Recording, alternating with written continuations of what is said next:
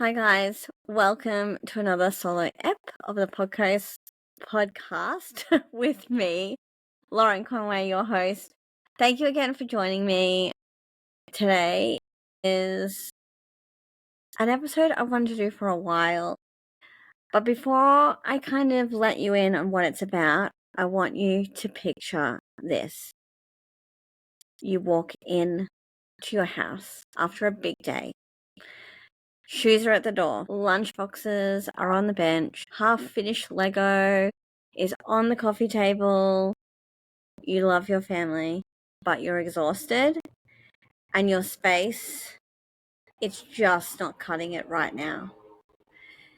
I hear this so often when I work with clients. Mums who are busy, who are just struggling. Their home feels out of control. But they just don't feel like practicality and style can work together.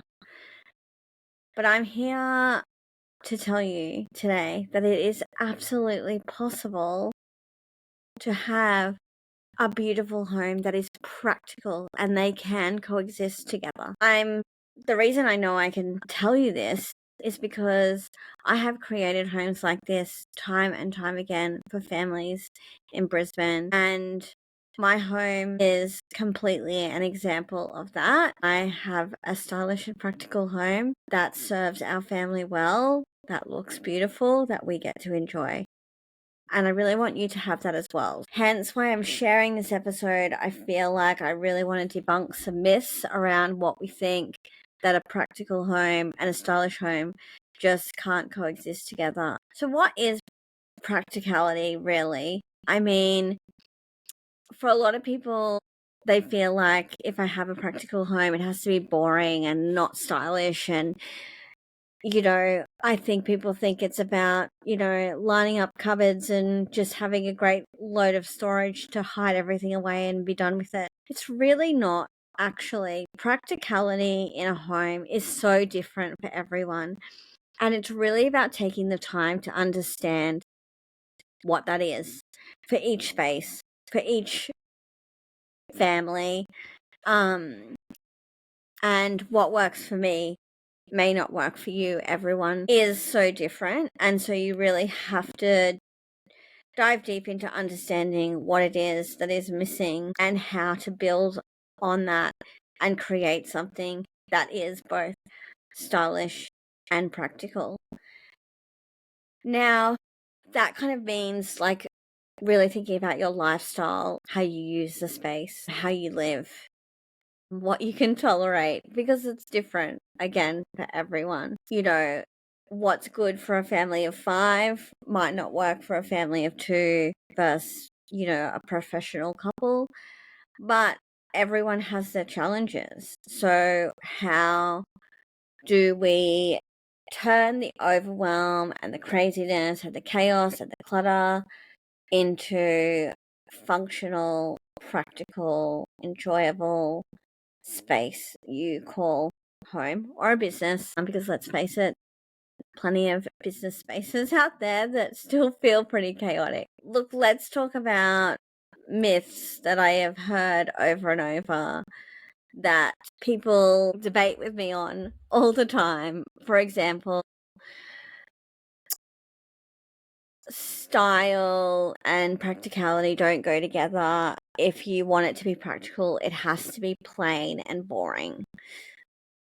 Practicality and style work together, not against one another.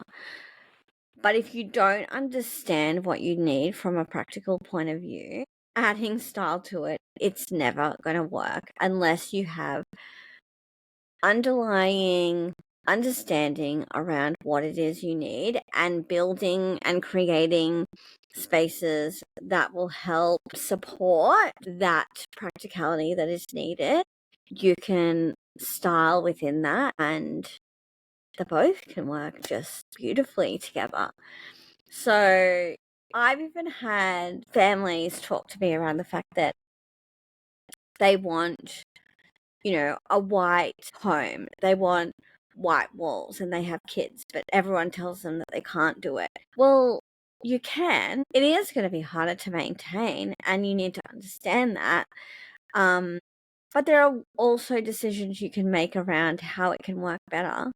So if you're hell-bent on having white walls in your home, even though you have kids, you just make sure that you have a really good wash and wear paint that will, wipe away all of the everydays of family chaos. I often talk to people around, why don't you just do something that's got a little bit of color in it? It's a little bit more forgiving than the white, but it still gives you that light, airy feel. There are lots of ways around it. This is a classic one. My kids will wreck everything anyway, so what's the point? I think I hear this one the most, especially when I talk to people who find out what I do, and they're like, I don't know anyone who's used a stylist, and like, I have kids, so, what's the point of getting a stylist?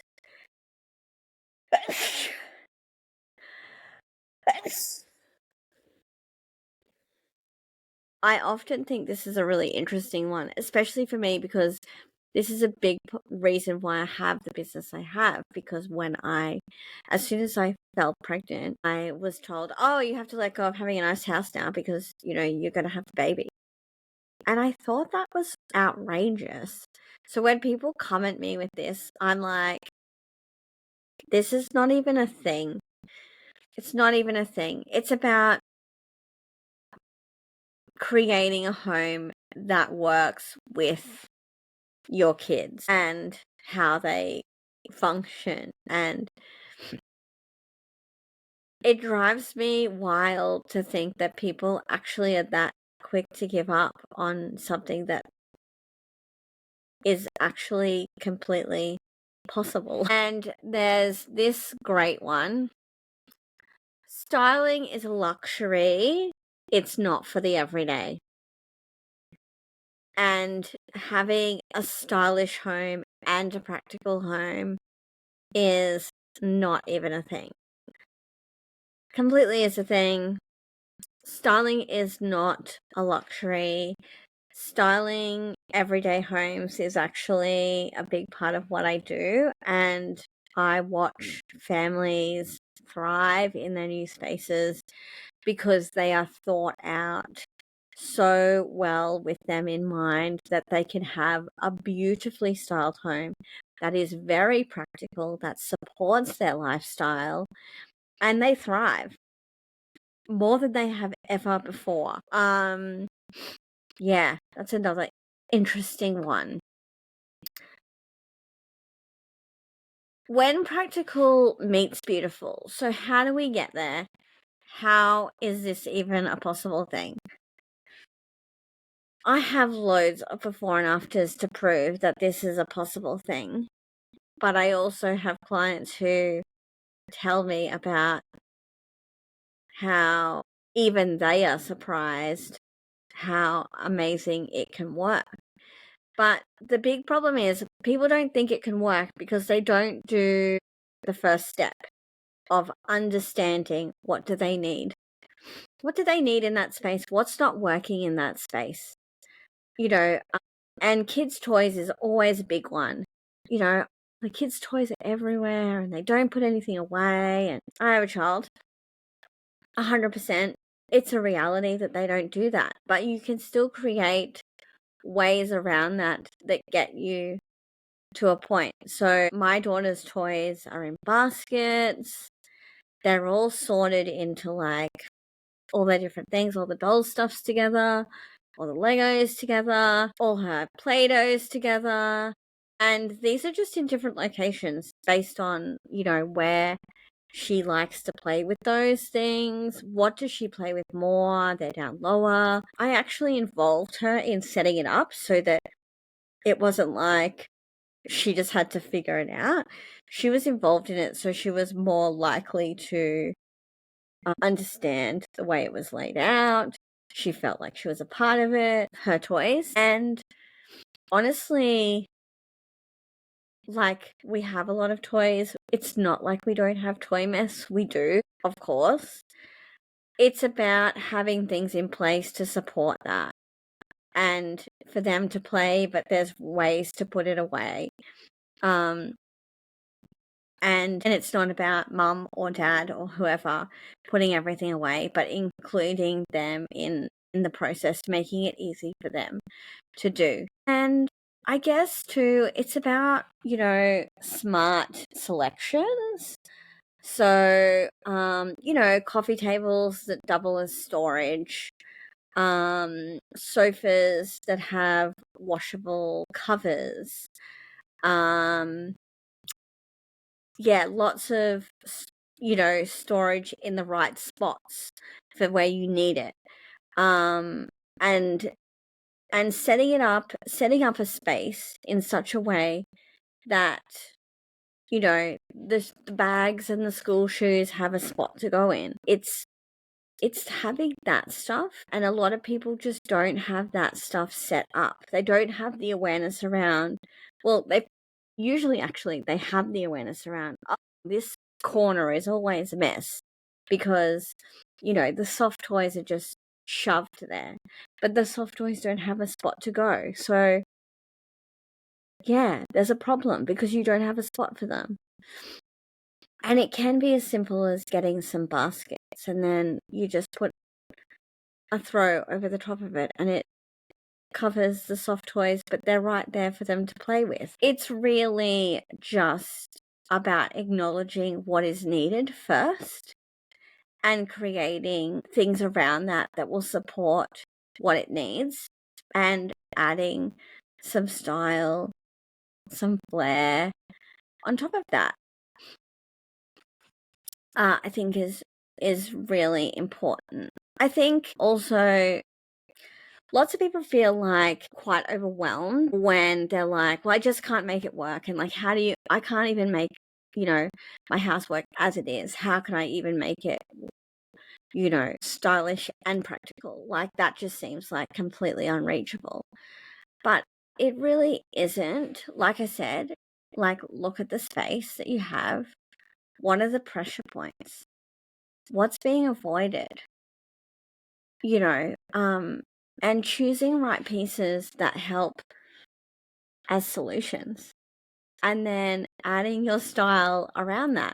So choosing, maybe you need a sideboard with some storage for a lounge room, but you can still choose a sideboard that has the ample amount of storage in the style that you like, and you can still style the top of it lovely and still have toy storage underneath it. So I guess that's a great way to look at how the two can work together. And look, it doesn't come easy to everyone, and I think that's why families get so much out of the work I do, because you really can create so much when you learn and understand about how they function and how they use a space, and pulling that together. It's actually not as tricky as you think if you do the work and start understanding what's not working and why it's not working, and then being okay to add your style on top of that. So getting the solution happening, but then not forgetting the style. I think sometimes like, oh, well, we fixed the issue,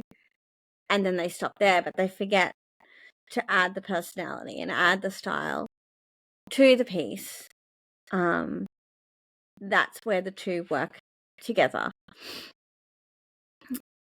And I think the first 4 years of living in our home, we didn't really touch anything because I wasn't really sure how we were going to work in the home, like where the space is going to be. We have a really big open plan living space. We have a media room, and I didn't want to rush in and do stuff, and because of the way I thought it was going to work. I wanted it to work because that's how we were living in the space. And I think that's the thing that also people miss, is they move in and they think, oh, well, I'm setting it up like this because this is how we're going to use it. But if that's actually not how you use it, the practicality part is going to miss. And then you're never going to get to the stylish bit because you can't get the basics. You can't get the basics. The style part does feel unattainable. But making sure that you follow through on the whole process. So what is the issue? How do we solve it? getting the solution. How do we add the personality and the style on top of that? I think lots of people stop at the, oh, well, we've done the practical bit and,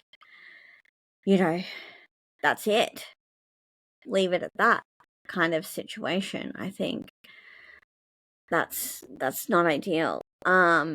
This goes for kids' rooms. I think also the key thing is getting the kids involved in the room, making sure it's not something that you're doing and being like, well, this is how it is now. Getting them to be like, well, what do you think that you need? And what do you think is the best way for you to put your toys away better? And involving them in that process. And then also allowing them to put their spin on how they want their room. I was actually talking to a client today who was saying how they were having issues with their child was like not always sleeping in their room and they were sleeping on a mattress in the master. And I was talking to her about, encouraging her to talk to him about, I really want to create a space that is just for you, that you feel good in. What does that look like? How do you want it to feel?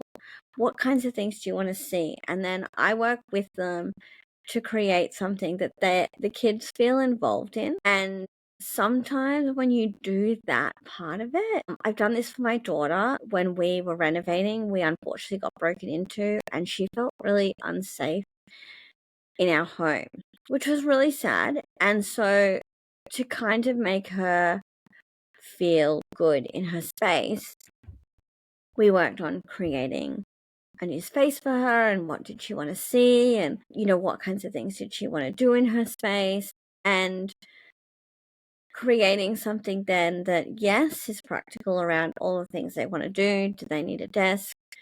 Do they like to draw?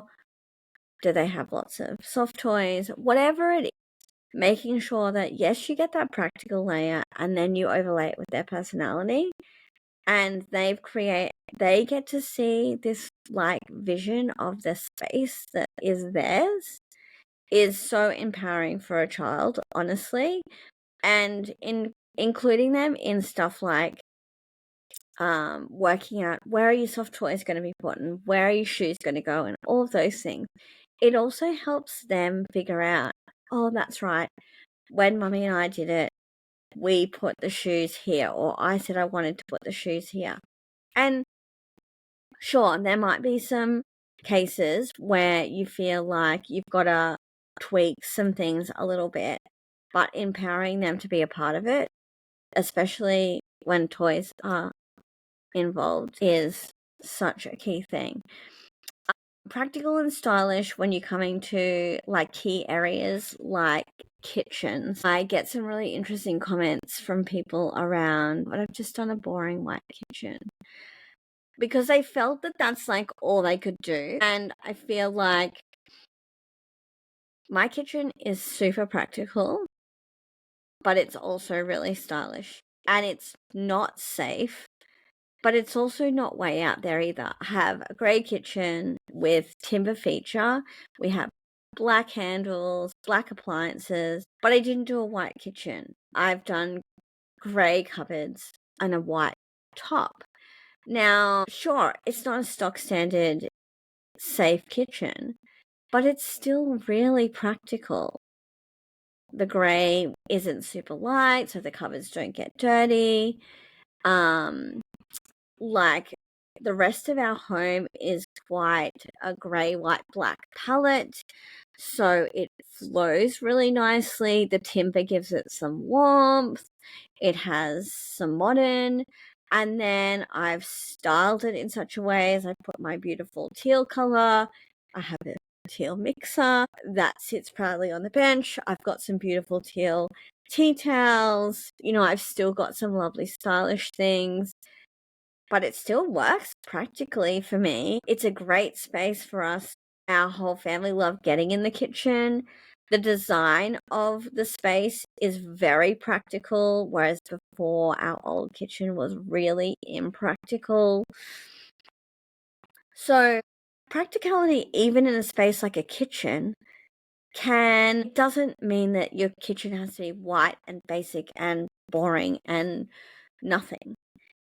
I think it's about making really smart decisions. Like, you're not going to, whip around and say, yeah, I'm going to do a red kitchen and I'm going to do purple splashback. And, you know, I think people just really feel like when they do a basic kitchen or a practical kitchen, they've got to do a white kitchen and it's got to be plain and it's just got to be this. And I don't think you need to do that. It's just about making some smart decisions around what's maybe a level up from a white kitchen, but is still practical. I know a lot of people are like, see our kitchen and are like, oh, I love it. No one says, oh my God, a grey kitchen.